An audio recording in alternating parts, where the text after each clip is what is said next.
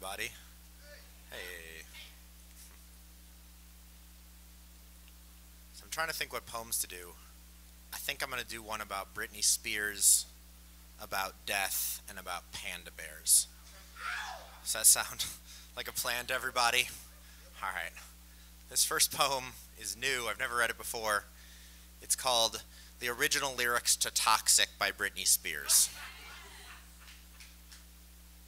I'm not that innocent anymore. But one day, I will excavate the fossils of this voice and extract all of the auto-tuned venom. There will be no more Britney bitch, no more hit me baby one more time, no poison in these teeth, these words, this humbled mouth, this humbled tongue makes shrapnel of language. Everything toxic has breath in it. This breath is not flame. This breath is a gas leak writhing for matchsticks. My body is a jagged pheromone. Kevin Federline is a fucking idiot. I am not a girl. I am not yet a woman. I am a slow-melting Icarus flying towards this spotlight sun. Tell my daughter I'm sorry she must descend with me in spirals. Tell Miley I'm sorry I ripped out our throats. They tattooed oops, I did it again to my larynx when I was just a girl. I'm not getting any younger. It's been there for so long. And I just have so many other things to say. Thanks. That's that poem. All right, can I like, well that guy, I was gonna ask if I can curse, but that dude just did like a very detailed thing about his like full experience of jerking off, so I figure I can say the F word. That's cool. All right. This poem's sad, sorry. So I've had to go to a lot of funerals this last year, and fuck every single thing about death. Mary, when we last saw each other, we played Flip Cup for 2.5 hours. You let me ramble on about my girl problems for another 3, and then I think we made out. That is just to say, fuck you for dying, Mary.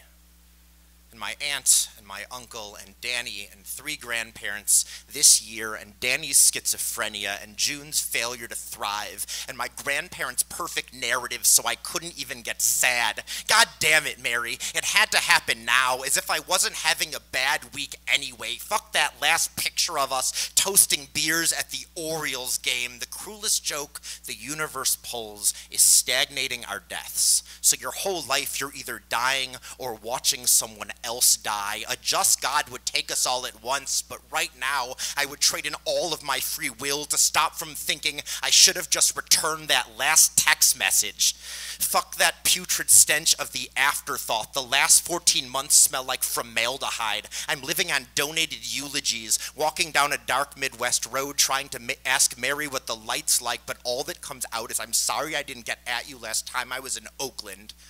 This year is a purgatory filled with iron black suits. The space between funerals is a dry shiva, a famished wake, a sweepstakes hotline where every phone call ends with the same sobering news. Fuck this year. Year of the blood clot, the pretzeled kidney, the quiet relief, fuck saying goodbye through a tube, the dank carpet at the Tampa Bay funeral parlor, my best shoes tracking gravesite mud to the car, another plane ride, another handshake with my parents' old friend. Fuck these stale crackers, this shit wine. Fuck she's in a better place now, and fuck you for dying, Mary. I was having a bad week anyway. All right, cool. So how many, do I have time for one more or two more? 2 more? All right, cool. All right, so I'll do a short one and then one about pandas. Me too. All right. This poem is weird. Hey, do you want to go to dinner? Do you want to tell me about your job and hear about my job? I could say things about myself that portray me in an attractive light, like I do poetry and also play basketball in my free time. Isn't that totally quirky and charming? Doesn't that simultaneously mute the fact that poetry seems kind of effeminate and sports can be super douchey? I must be just the right level of heterosexual now, hey.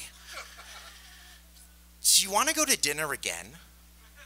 And again, and again, and again, and again, and meet my friends, and meet my parents, and have sex, and have fights, and move in together, and get married, and have babies, and have more fights, and try to make up, but this feels a little more like Darwin than fate now, doesn't it? Now it's quit leaving your shit around, or why don't you like my friends, or we never watch Nick at Night anymore, or we can't afford another baby, or...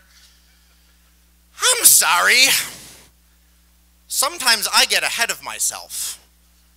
What I mean to say is, do you want to go to dinner? All right, last one. Pandas. Does anyone have a drink of water? That's good. All right. How the giant panda became endangered. Congratulations, humans. We are off the hook. It turns out the giant panda is not endangered because we ravaged its habitat like a squatter camp. Turns out giant pandas are terrible at making babies. Female pandas are only fertile 1 to 3 days out of the entire year, which means even if pandas were boning constantly, they could only get pregnant about 0.5% of the time. But pandas are in fact not boning constantly. In fact, pandas don't like sex.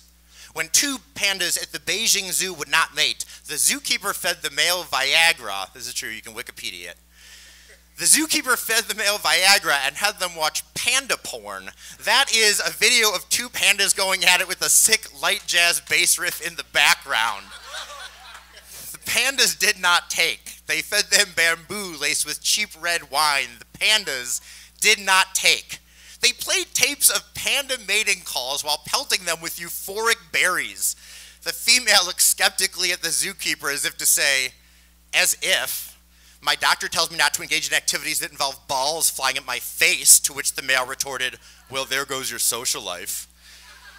The 2 high-fived over their shared knowledge of 90s film tropes and went back to being just friends. The truth is that most pandas in the wild have no companions at all. They spend their days eating bamboo separated by miles of predator-occupied jungle. They are kind and separate, and they look sad all the time. Is it really any wonder that across species, sadness and social isolation numb our procreative urges? Lilting plants don't seed. The mating calls of secluded blue whales are too high-pitched for other blue whales to hear, and in spite of myself, I can't help but think that there's an evolutionary sense to this. I don't know much about what I want in the future, but I know that I want children very badly. But if I get sad all the time, for no reason, is it fair for me to have kids that will probably be sad too?